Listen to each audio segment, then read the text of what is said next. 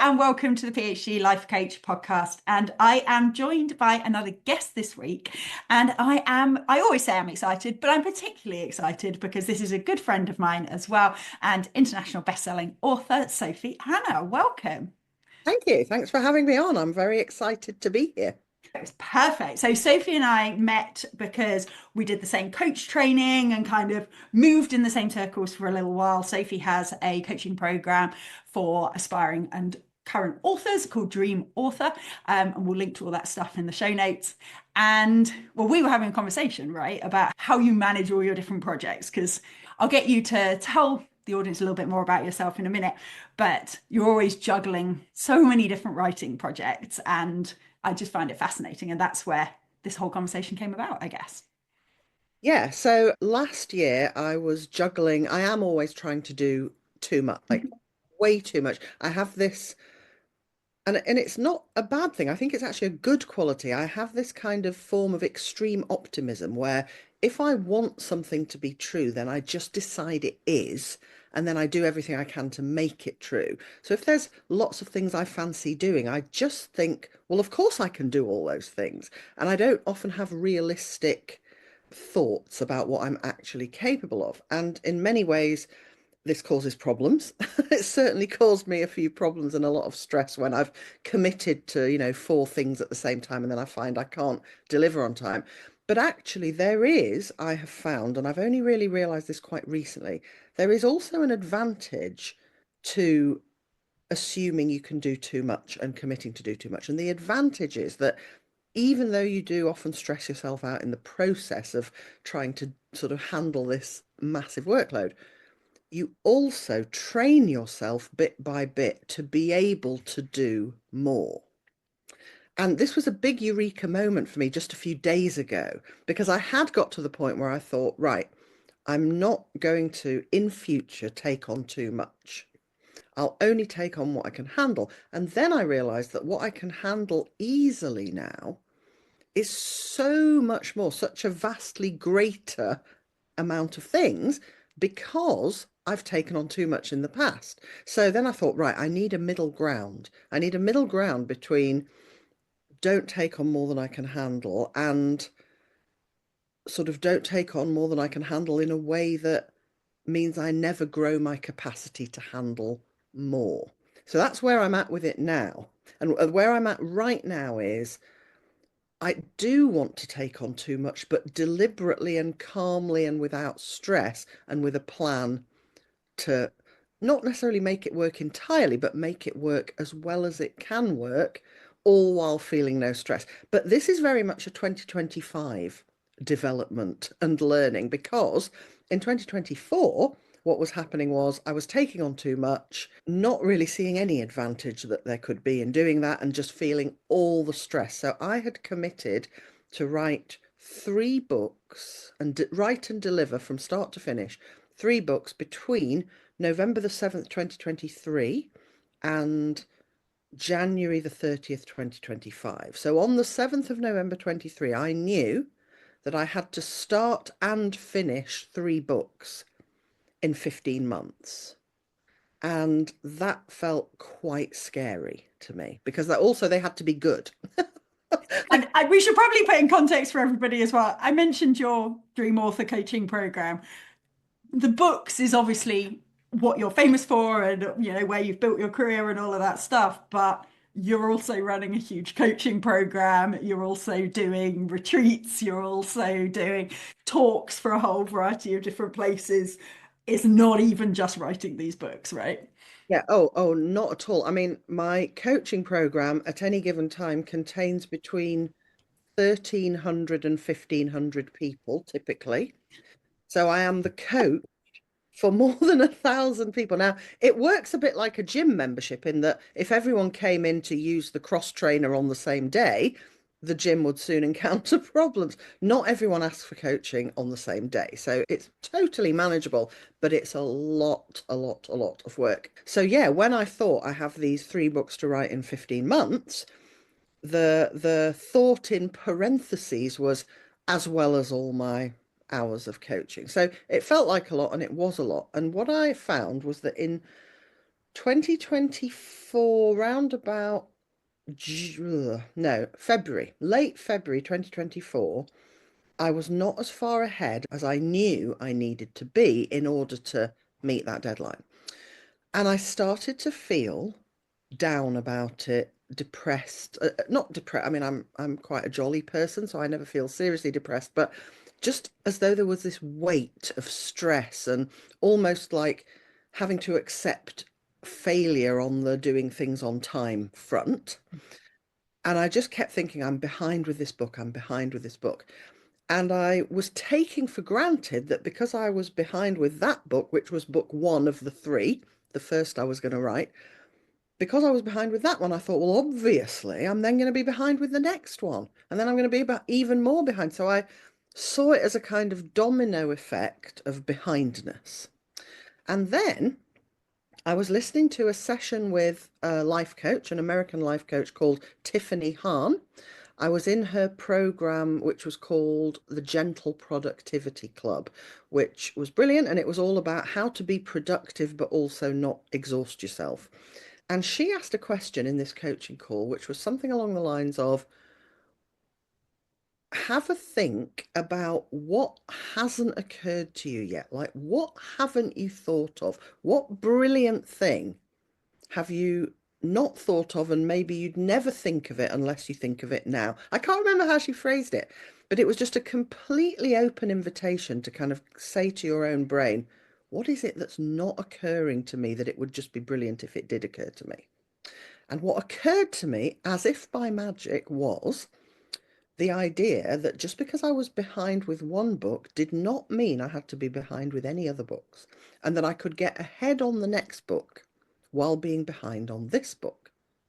So I thought, okay, so where are we? I think it was March. I had planned to totally finish book one by, let's say, end of February. That's right. And I had finished it on time, but then it came back with loads and loads of notes, and I saw that a massive rewrite was going to be needed.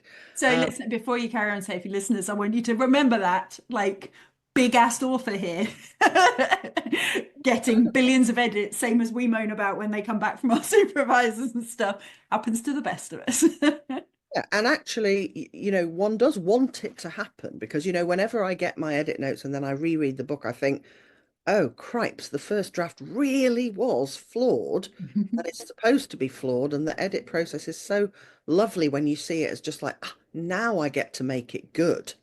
First, I got to make it just exist. Now I get to make it as brilliant as it can be. So I love doing the whole edit process, but I saw that it was going to take quite a long time. And I had planned to start writing my next book at the beginning of May after a nice break between books. And I thought, no, no, no, that ain't going to happen because this book is going to take me probably until the end of May now to do all the edits. And then I thought, okay, but what if I could get ahead on the next book while being behind on this one? What might that look like?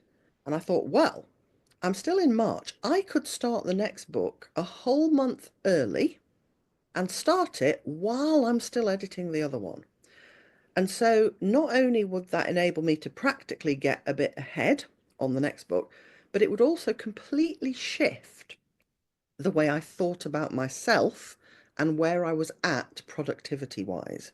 Because suddenly, just as if by magic, if I did this, what I came to call the ahead and behind method, I realized that I would not be able plausibly to think of myself as someone who's behind with their work.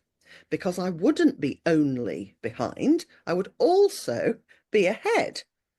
And that would be great. And like being ahead in one way and behind in another way kind of cancels each other out. And then I could think to myself, well, I'm right on time, really. If I'm ahead and behind, I'm kind of doing okay in terms of deadlines. And unlike almost everything I've tried to implement, where normally there's a few teething problems, the second I started trying the ahead and behind approach, it just worked at an almost miraculous level. My thoughts and feelings and general kind of vibe in my mind about both books was massively elevated very quickly. Not only did I love getting ahead on the next book, which I will explain how exactly I did that, I loved that process. It was like, here I am, I'm a month ahead. Look at all this brilliant stuff I'm doing so early. Aren't I good? Aren't I diligent? But also enjoying that so much had a knock-on effect on the behind book, which no longer felt like quite such a burden. Because Mm. I was like, every time I sat down with the behind book to work on that, I was like, well, look, only this morning I was really enjoying myself with the ahead book. So do I really want to give this book the label the behind book and feel bad about it? Why not just think of it as another book I'm writing and try and enjoy it? So it just worked amazingly well. But it only worked well because I found a way to do the ahead book that was compatible with doing the behind book. So the behind book was my main work of every day, apart from when I was coaching. But when I had my writing time, it was the behind book that I was working on writing. And so I was sitting in my usual position with my laptop on a cushion on my lap, typing away for a certain number of hours.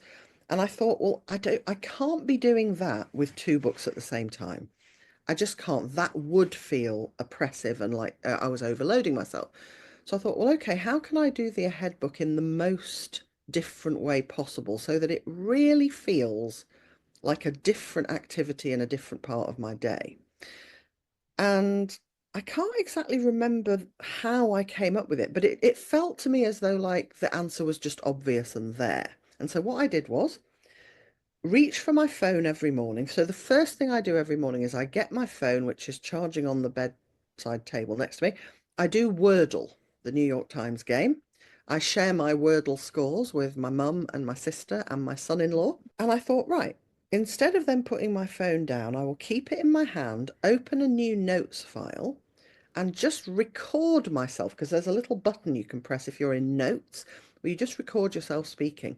And I will record myself speaking some words of my ahead book into my phone. And then later on, I will look at those notes, type those words up, but that will just be a secretarial task. The writing, the creating is going to happen in bed before I've even put my glasses on, dictating into my phone, and I'm going to make it deliberately feel like a fun thing rather than a work thing by choosing an amount of words to aim for every day that feels so easy and doable that it's just like can't possibly fail. So for me, the number I chose was 400 words a day. And I tried it out on the first day. I went to my notes file, pressed record, started speaking a bit of the book, a bit of the ahead book. I'd got to 400 words in no time. Once I'd done a couple of, well, maybe three or four chunky paragraphs, I then copied and pasted those words into something called wordcounter.net. And I saw that I'd done like 470 words. I was like, great, done. And it just works so brilliantly. And there's so much more to it than that. But basically, the way I was able to do it so effectively was to make the ahead book. I actually now call it the book ahead method, and I'm determined to do it now, from now on, for every book, even when I'm not behind on another book. So I'm just going to do the book ahead method because I just loved it so much. But the key, when I did have that other book that I was late with, the key was to do the book ahead book just in completely different a way. And it just worked brilliantly. I was able to then do everything, feel great about it, lose the stress, and most importantly, just not feel at all behind because there was something very important that I was ahead on. I love this. And I love the one little gap I'm going to fill in because I remember it from when you first told me about this is the where it came from.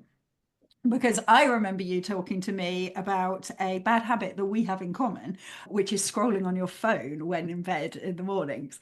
And we had talked before about like, how do I stop doing it? Da, da, da. And I remember you saying, I've decided I just like being in bed on my phone. And if I'm going to be in bed on my phone, I might as well do this rather than that. And so I love the way that you were rather than sort of being like, must be more disciplined, must get up, must go and work at my desk like a proper person or whatever. You're like, "Eh."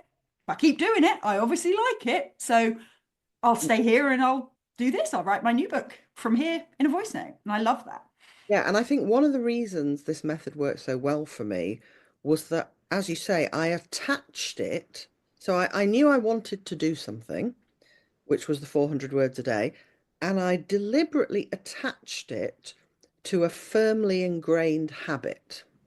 So we both know, having done our coach training at the Life Coach School, when something is just a firmly ingrained habit, it becomes easy to do, like brushing our teeth or putting our glasses on in the morning. It just happens because we expect it to happen because it's a habit. And I knew that. So I thought, okay, this habit that I've always thought, should I try to get rid of? Because lots of people disapprove of picking up your phone first thing in the morning and not getting straight out of bed, but kind of lounging around. All of those things you can hear lots of people saying why you shouldn't do them. But I just, having observed myself for 52 years, I just do lie around in bed in the morning and reach for my phone and stay on my phone. So I was like, why not really use that fact and that firmly ingrained habit to produce something absolutely amazing and have fun in a slightly different way? I also knew that if I incorporated the ahead book writing into my kind of stolen rebellious time of lying around in bed in the morning, then it would make the writing feel like part of the fun bit stolen from my working day, not part of the dutiful doing the work bit. And I knew that for a contrarian like me, who, if you're familiar with Gretchen Rubin's The Four Tendencies, which I'm sure lots of your listeners will be, she basically divides everyone up into four categories: upholders, obligers, questioners, and rebels. And every time I do the quiz, I come out as a rebel. So I knew that if I did I'm writing the book I shouldn't be writing at the moment, and I'm writing it when I'm lying in bed when I should have got up. I knew that would add to my enjoyment and motivation, and it really worked. Yeah. I love that. And it also means that it didn't steal time from the other book, right? Because I'm sort of trying to hear what I think the listeners might be thinking and stuff. And one of the things I can imagine is them saying, yeah, but surely you got more behind on the book you were behind on if you're giving time to this book. And I Yes, think this idea of stealing time that you weren't using for other work is hugely important. yeah, that is such a good point. So at no point, not even on a single day, did any time that would otherwise been spent on the behind book get stolen. All of my ahead book writing happened when I definitely would not have been writing my behind book anyway. So lying in bed, I mean, typically before I did the book ahead method, I'd spend half an hour to an hour lying in bed, just looking on Rightmove, Instagram, Facebook, X, and Blue Sky, at least 20 minutes looking at things people had written that I thought was silly and getting cross about those things in an enjoyable way. And I was like, okay, so I can do that for 5 minutes and spend 15 minutes writing a bit of my ahead book. And then I started to branch out. So sometimes I would do my ahead words when I was walking the dog. Or, if I was in the hot tub near where I live in Cornwall, there's a hotel with a hot tub that I like to sit about in. And sometimes I would just have my phone. I'm such a rebel. I take my phone into hot tubs, and Outrageous. my mum can't bear it. She's like, "What are you doing? It might fall in." I'm like, "But it's not falling." And so far, it has not fallen in. And I would just record my book ahead words in my phone in the hot tub, and then I get to stare out at the nice view. And but I always made sure it came from time that wasn't time that belonged to the behind book. And you've touched on this already, but the other thing that kind of really stuck out to me is the impact of changing your self-concept with all of this stuff as well. Because again, often I think in academia we think about work in quite a sort of a boxed way, right? That I've got these hours to get stuff done. And if I'm doing other things, then I'm not. But it sounds as though even within those hours that you were working on the behind book, you were working more effectively and more enjoyably Oh, because of the completely, mindset shift. completely, because the overall picture and story was no longer a negative one. it wasn't the case that I was behind on book one and therefore behind on book two. And no doubt by the time I got to book three, I'd be so behind, I might as well be, in another time zone.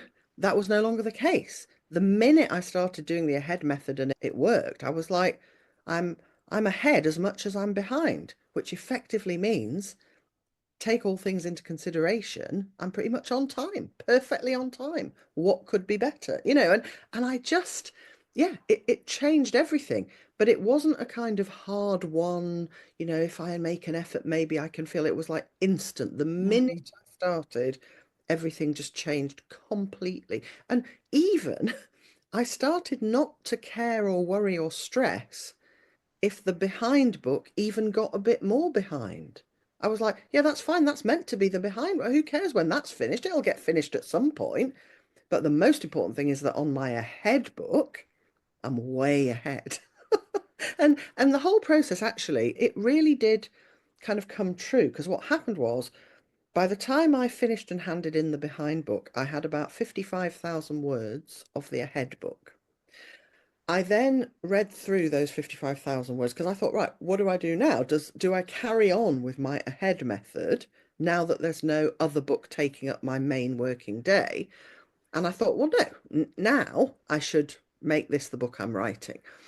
I read the 55,000 words and they weren't really I couldn't have just like said, right, there are the first 55,000 words, I'll just write the rest because they were fragments and mm, scenes. They weren't stitched together at all. I'll say a bit more about that in a minute because that is quite important.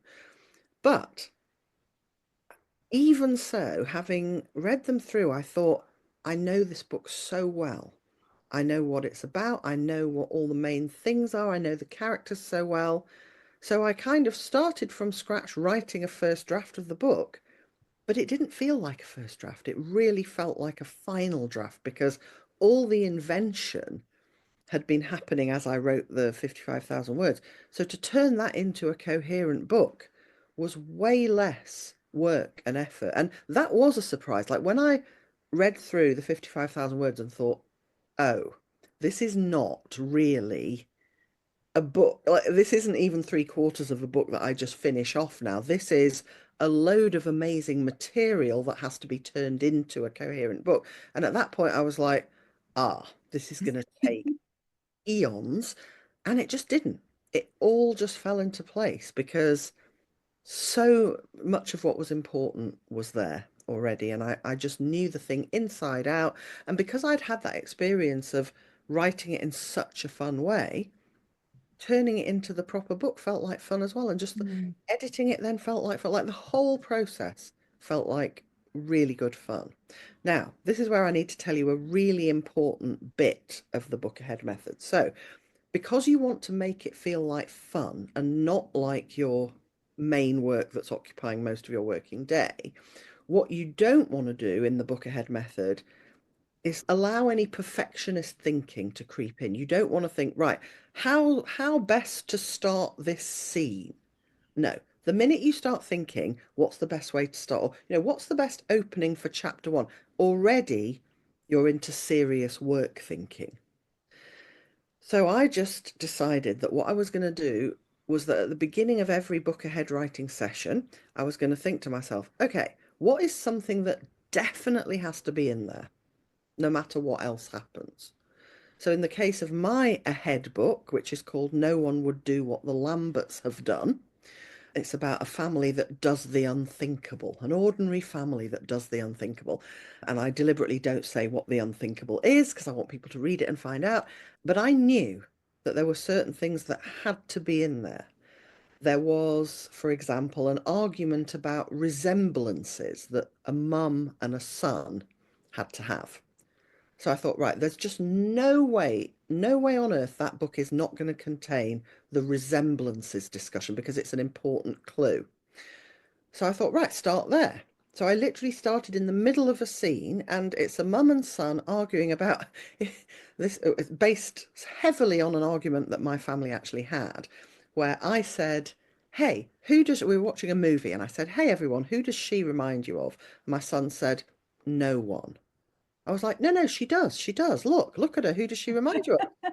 He said, she doesn't remind me of anyone, Mum, but I know who you're thinking of. It's so and so. I was like, wait, if you know I'm thinking of so and so, that has to mean she reminds you of so and so as well. He was like, no, it doesn't. She doesn't remind me of anyone, but I just knew she. Anyway, it turned into the most absurd argument. And that argument had to be in the book. So I just started with that argument. And then the next day I was like, okay, what else definitely has to be in there? Well, there has to be the bit about the song that the mum sings to the dog. They've got a pet dog who is very important in the story. He's like a member of the family, and he has a day song and a night song that his mum, his human mum, sings to him. They both had to be in there. So every day it was like, okay, what else is super important and has to be in there? So what I ended up with when I read those 55,000 words was just loads of small bits with no edges, as it were, just centers of scenes almost, but they were all the most important Mm. scenes that I ended up with because every morning I think, what's the next most important thing that's definitely going in? So actually, it's like just a brilliant way, as it turns out. I didn't know it was going to be. I was like, okay, well, this will have to do. But it turned out, for me anyway, to be a brilliant way of getting all the essentials down and kind of pushing my perfectionist tendency out of the way and Yeah. going, no, no, you don't get to be fussy about grammar and how are we starting this chapter. You just get to move aside and we're just going to the heart of something that really matters for the book and we're just writing from there without any care in the world. And it just really worked. Yeah. Because I think there's something about that lack of a sort of linear approach that also presumably made it feel more different than what you were doing in your other book too. Because I can imagine if it was like, read what the 500 words I wrote yesterday and write the next 500 words, then it Yeah. becomes a bit more like, oh, what does need to come next? Yeah, it was Um, so, not only was it completely different from the behind book approach, it was also completely different from anything I've ever done before and from the kind of person I am. I had to just say to myself, there's only one way this is going to work. And this is if you approach this in a way that someone like you would just never approach anything. But that was very liberating. mm. Right, I'm going to forget I am literally Mrs. Linear Approach. You know, you can't get more linear than me most of the time. I'm the kind of person who goes, right, well, before we go to the supermarket, we've got to plan our route and we've got to make our shopping list. You know, I like to get organized, get ahead of myself. And I just thought, if I try that with this, I'm just going to kill it stone dead because my brain will be like, wait, we've already got all these linear responsibilities over here with this book. It had to feel completely different and fun and more like playing Wordle. Like, oh, a fun thing I do in the morning, let's see what words appear today. How would you? So I've got some ideas for this, but I'm interested in your perspective. So this is a PhD podcast, as you know. We may well have listeners that write fiction that are like, oh my God, this is amazing. But I want to translate it through into the sort of work that PhD students and academics are likely to be doing as well. Absolutely. And I can do that because my father was an academic, my husband was an academic for many years, my son-in-law has just finished university, so I'm very, very familiar. I've got loads of close friends who are academics. So yeah, ask me about how it relates. How would you envisage if people listening are like, okay, right, I'm behind, my thesis is due at the end of the year. I'm meant to have handed in a draft of the first two chapters. How would I even consider getting ahead on chapter three? Because it's, I need my references and I need my data and it's structured. It's not out of my head the way fiction is. Yeah, well, I think from an academic point of view, there's loads of ways you could actually use this. So you could use it in relation to chapter three if you're behind on chapter one or chapters one and two. But you could also, let's say you're doing a PhD on, um, the philosophy of freedom from versus freedom to, which is a big moral philosophy question. And that's what your PhD is on. But you happen to know that your next brilliant academic work is going to be on um, should a dog be allowed to be prime minister, let's say. Yeah. There are philosophers who argue all kinds of strange and extreme. I know of a politics, a former politics professor who genuinely seriously believes that 6-year-olds should be given the vote. And he argues this in all seriousness. And I was inspired by this to decide that dogs should absolutely be allowed to be prime minister, because let's face it, what could unite the country more effectively? You couldn't, no one could disagree with the dog's policies because dogs aren't able to have policies. I mean, it's fantastic on so many levels. Anyway, let's say that's your next philosophical work that you're planning. You could start doing the ahead method in relation to that. You're like, okay, what might I want my introduction to say? And what are my key arguments that I'd want to put forward? So whichever feels most useful or inspiring to you, you could do the ahead method with. You could even say, okay, I might only be on chapter 1 or 2 of my PhD right now, but one day I am going to win the Nobel Prize for my academic writing.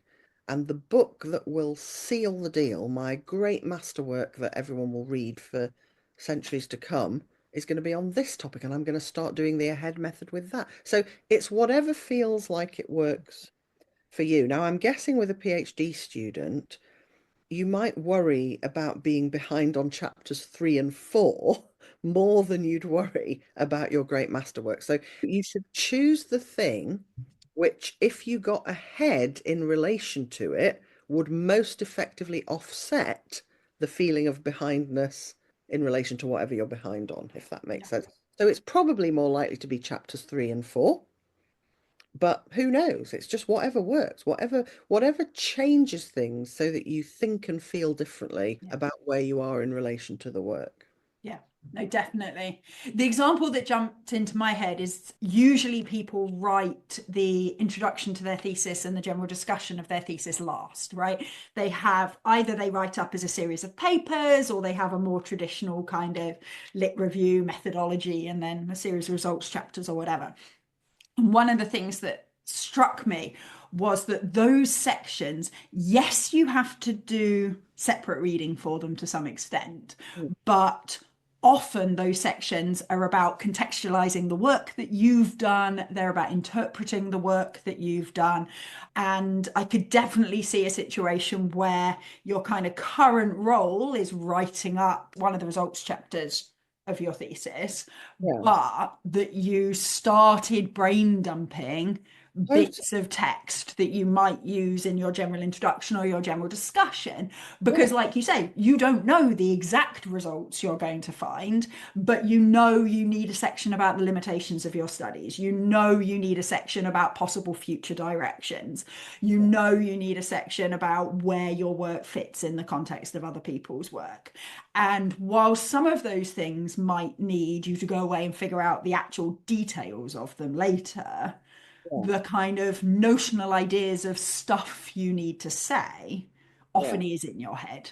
yeah, Yeah, yeah, especially if you can, as you say, put aside that perfectionism, be able to say, like, I'd need here to refer to the paper by somebody or other whose name I've forgotten, but that's okay. It's the one where they did this, and yeah, then keep talking. So as long as you can kind of put aside that perfectionism of actually knowing the exact details, because as you say, that's secretarial, that can be added later. yeah. I think you could get hugely ahead of those chapters. Yeah, yeah. And your ahead writing could be a series of notes and just things to remember, or it could be, if you think of a particular line you really want to say that brilliantly encapsulates an argument you want to make, it can be that as well. Yeah. And I think doing this, even if your main body of work at the moment is reading, getting ahead of the writing, I think is useful. I mean, I'm a big proponent of writing when you're reading anyway, but having that kind of thing that if the majority of your time at the moment is reviewing the literature, having Yeah, that time where you wake up in the morning and you just write stuff verbally about what you recall reading yesterday and why it was relevant and why you think it might not be relevant and those sorts of things. I can imagine it also being a really good way to process your thoughts yeah, about the stuff that you're reading at the same time. yeah, completely. I mean, there's so many ways it can work. And just, we haven't covered this yet, which I think is important in another way, which is just thinking that it's not just this anymore. Because I think when you've got a novel that you're working on or a PhD that you're working on, it can start to feel like an oppressive thing looming over you that just blocks out everything else. The minute you start doing something else creative or intellectual that you care about, then that looming scary thing suddenly becomes not the only thing. Yeah. And it has to kind of take its place in an overall picture that contains other things you're working on. And that is so powerful just in and of itself, because it's like, oh, what about this over here? You're not the only thing in my life, PhD or novel. And it's very Yeah. empowering. And then Definitely. And I think you can also make it feel more like what you imagined PhD might be like too. Because I think often people come to their PhDs, especially people that come to their PhDs not straight after their masters. They've made kind of a conscious decision to come back to it. It's a topic they love. They sometimes have a slightly romanticized view of what that's going to look like, right? Or, I'm going to be doing this intellectual work and swanning around thinking high thoughts and da da da. And suddenly their supervisors are saying, "Can you give me a Gantt chart?" And you're like, "What?" That wasn't what I envisaged. And I feel like you could create some of that sense of it being what you totally, totally. envisaged. So Um, if your main work project at any given time is, say, a Gantt chart, then you can use your ahead writing time to do the kind of writing or PhD work that you looked forward to doing, but yeah, just in relation to a different bit of your PhD. yeah. And that's where I want everyone to be really clear. We're not saying that this has to involve voice notes in bed in the morning, because I can hear some people going, "Oh, but my brain doesn't wake up," or whatever. That's not the point. The point is that it's really distinct from how you normally work. So for some of you, so I have a good friend who also writes books, and he loves writing longhand in a beautiful notebook. And so it might be that maybe your real PhD work, you're in there, you're doing your data, you're typing away on your laptop and things like that. But in Yeah. the ahead part, you've got a beautiful notebook and a fountain pen, and you only do it in slightly glamorous looking hotel foyers. But once a week, you go off and do that or whatever, right? Yeah, and I massively would love to write something in a beautiful notebook. I take all my notes in a beautiful notebook, but that, yeah, precisely, that's the kind of thing. Your ahead method of writing can be whatever you want it to be. There's loads of people who would absolutely hate lie around in bed talking into their phone. I mean, like some people would be like, no, I've woken up, I want to get up and have a shower. It's attaching it to what works for you that matters and making sure it's different from your main task of work at that time and more fun feeling, more sort of easy and light feeling. Yeah, definitely. You then get to witness yourself doing work on your PhD and having fun. Or Yeah, I get to witness myself writing a novel and having fun.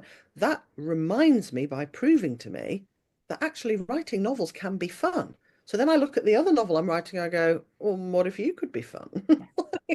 You haven't been for a while, but like, what if you could be? And it all just has a knock-on effect where you end up having much less stress and much more fun. I love this. If you try the ahead method and you love it, you can then do it even when you're not behind on something else. And that is what I decided to do. I loved the ahead method so much. I thought, well, why not just write all my books this way? Why not just write? I'd like to go down from 400 words a day to 300 to make it even lighter and easier feeling.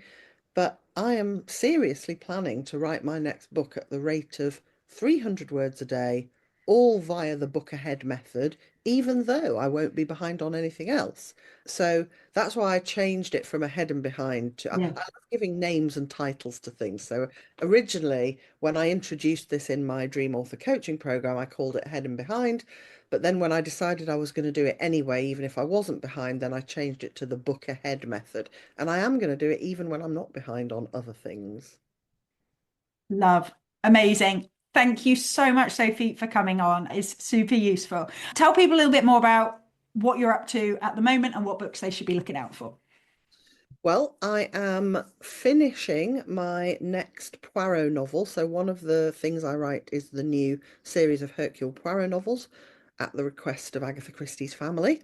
And I'm just putting the finishing touches to the latest one of those and preparing to launch the book I've mentioned already, which is called, it's a very long title, No One Would Do What the Lamberts Have Done, which I call Lamberts for short. And then apart from that, I'm coaching and doing lots of swimming, which I always do, and planning the next stages of the Dream Author coaching program, which is about to develop in various ways.